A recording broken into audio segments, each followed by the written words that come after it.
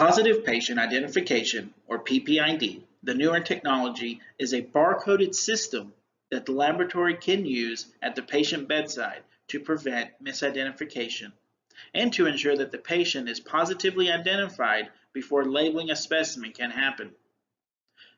Using two-patient identifier is the standard, but PPID is another key to use to ensure positive identification every time at the patient bedside.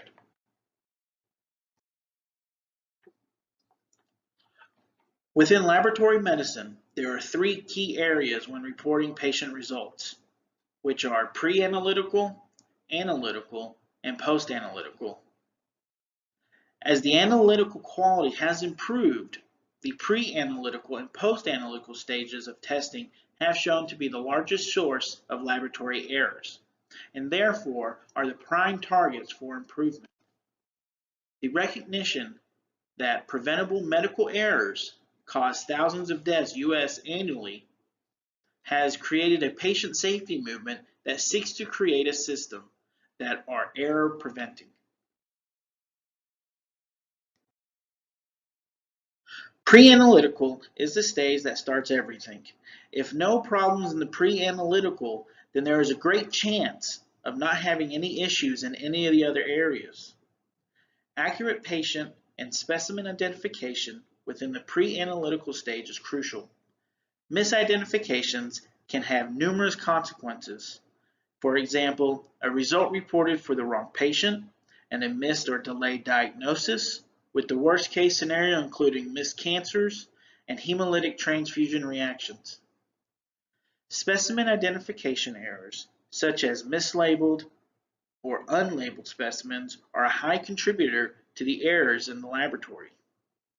Mislabeling can come from several areas, from the phlebotomist, a nurse, or even a patient dropping off their own specimen to the outpatient services.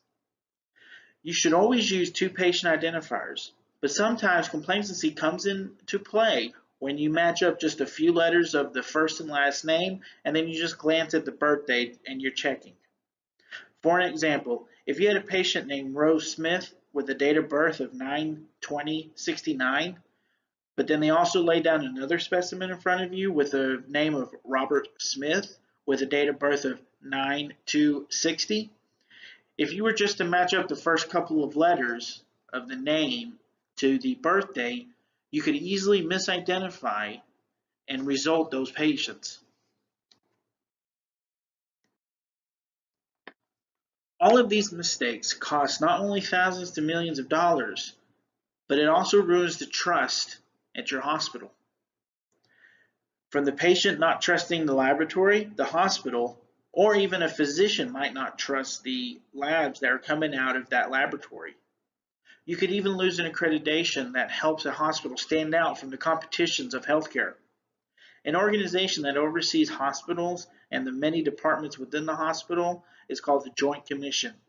Being part of the Joint Commission, you're part of the gold standard. Recently, or not recently, the Joint Commission announced accurate patient identification as the first 6 national patient safety goals. This governing body also suggests the use of automated systems to prevent patient misidentification errors. PPID, or positive patient identification, refers to the correct initial identification of the patient and the absolute linking of all specimens to that patient throughout the entire testing process, including collection, analysis, and reporting.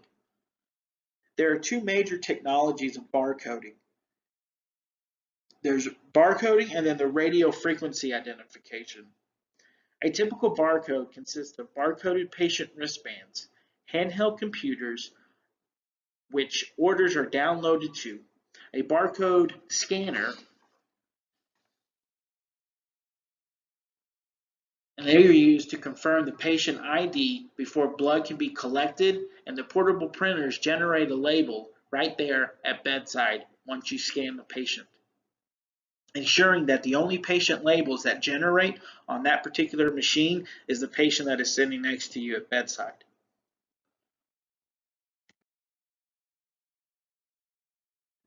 Not all healthcare systems at this time have implemented this technology, but more and more are starting to. However, technology and the research have shown errors in the patient health and well-being have improved with the health system that have implemented this newer technology. With the implementation of this type of instrument would be one major step in combating pre-analytical errors, leading to very happy patients, happy physicians, and overall great performance and accurate lab results to diagnose the patient properly. Thank you.